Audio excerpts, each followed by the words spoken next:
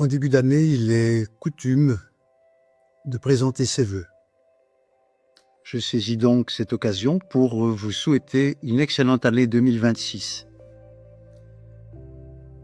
Mais j'aimerais que ces vœux soient autre chose qu'une simple habitude, autre chose qu'un rituel social un peu automatique, parfois, souvent, superficiel. J'ai toujours été assez opposé à cette idée. Je me souviens d'ailleurs d'un épisode de mon adolescence. Je devais avoir une quinzaine d'années et j'avais osé dire à mon père « À quoi ça sert les vœux ? Les gens vont mourir cette année, d'autres vont souffrir, et souhaiter une bonne année n'y changera rien. » Mon père en avait été profondément choqué, et il me l'a rappelé bien des fois par la suite. Au fond, je pense encore un peu la même chose, mais avec le temps, j'ai compris autre chose, quelque chose qui est quand même essentiel. Même si la roue du destin continue de tourner, le passage d'une année à l'autre, c'est une opportunité de faire le point, de regarder sa vie avec honnêteté et de se remettre en question. À travers les vœux, il ne s'agit non pas de nier la souffrance du monde, mais de se rappeler que la plupart du temps, nous tenons notre destin entre nos mains. Et c'est là que je rejoins les adeptes de la manifestation consciente. Vous savez que j'ai développé un concept de vie que j'appelle la pantosophie. À travers ce concept, je souhaite sensibiliser à l'importance de cultiver l'optimisme, la confiance et une forme de foi en l'avenir. Je suis profondément convaincu que c'est ainsi que l'humanité du XXIe siècle pourra accéder à un bonheur durable. Mais ce bonheur passe aussi par le respect de soi, car c'est en se respectant que l'on peut rayonner la joie et tout le bonheur de vivre autour de soi. Alors bien sûr, comment faire lorsque la vie nous met constamment en épreuve ? Peine de cœur, problèmes de santé, stress professionnel, deuil, difficultés financières, et j'en passe. La vérité, c'est que les événements sont neutres en eux-mêmes. Ce qui les rend positifs ou négatifs, c'est la charge émotionnelle que nous leur attribuons. Une difficulté financière, c'est peut-être une bénédiction déguisée, celle qui nous pousse à bouger, à sortir de notre zone de confort, à évoluer quelque part.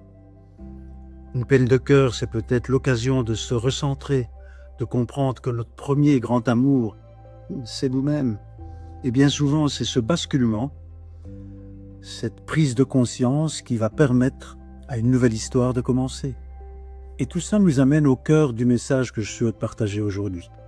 Un message qui concerne absolument tout. La santé, l'abondance, l'amour. Nous devons apprendre à nous aimer nous-mêmes. Je le répète, c'est très important. Nous devons apprendre à nous aimer nous-mêmes. Depuis longtemps, nous hébergeons en nous un tribunal intérieur impitoyable. Il nous juge, il nous rappelle nos échecs et il minimise nos victoires.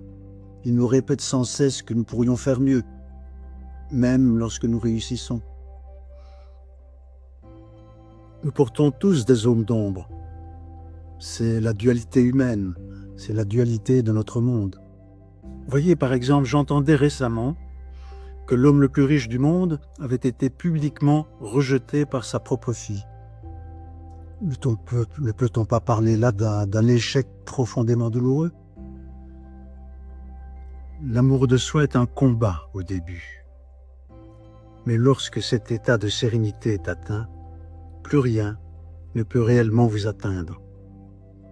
Et c'est précisément à ce moment-là que ce que vous désirez commence à se manifester. Pourquoi ? Parce que vous vibrez la complétude et l'univers comprend cette fréquence. Le manque d'amour de soi est l'un des plus grands freins à la réalisation de nos rêves. Notre planète a aujourd'hui besoin d'êtres humains qui vibrent cet amour, car cette vibration est contagieuse, tout comme la peur l'est devenue ces dernières années. L'amour de soi met l'ego en sourdine Plus besoin de convaincre pour être connu, plus besoin de s'oublier pour plaire, plus besoin de se battre pour briller, et surtout, plus besoin d'écraser les autres pour s'élever. Quand on s'aime réellement, on développe naturellement le respect et l'amour de l'autre. Et paradoxalement, on attire la bienveillance et le respect. Attention toutefois, nous vivons dans un monde de dualité. L'ombre existera toujours à côté de la lumière, mais elle devient moins visible lorsque l'on vibre l'amour. Je vous ai déjà parlé antérieurement du système d'activation réticulaire, ce qu'on appelle en résumé le SAR.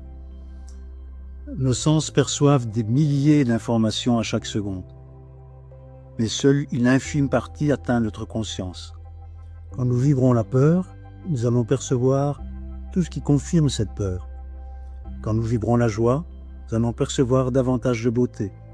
J'ai eu l'occasion de rencontrer des tas de gens pendant les 40 ans de ma carrière en pharmacie. Parmi ces gens, j'en ai vu beaucoup qui se sentaient agressés, se sentaient agressés, donc agression verbale dans le métro ou même agression physique. Et qu'est-ce que je remarquais, c'est que ces gens étaient sur le qui-vive en permanence.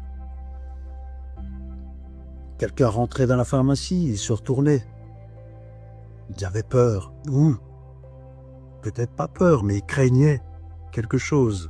Allez savoir quoi, je ne m'étais pas dans leur tête, mais c'est un constat. C'est un constat, nous attirons ce que nous vibrons.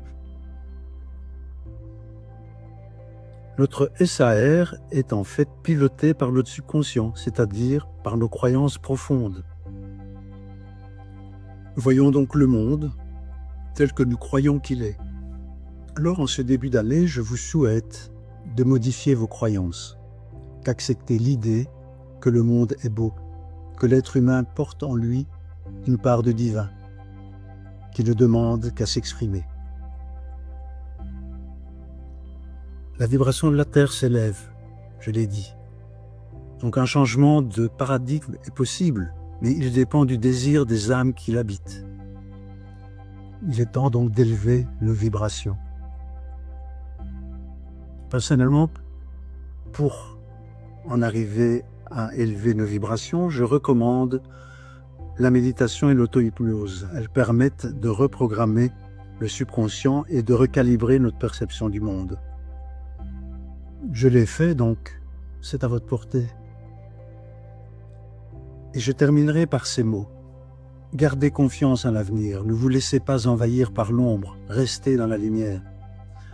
Votre moi du futur vous dit déjà merci.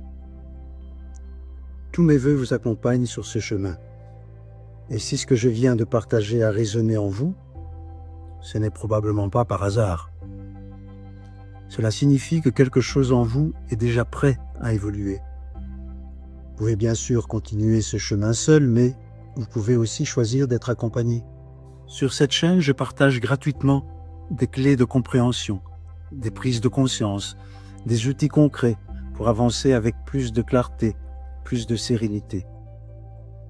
Et si vous ressentez l'appel d'un accompagnement plus profond, plus personnalisé, je vous invite à me contacter. Parfois, il suffit simplement d'un regard extérieur, d'une main tendue, pour que tout commence à changer. Prenez soin de vous et faites de cette année une véritable rencontre avec vous-même.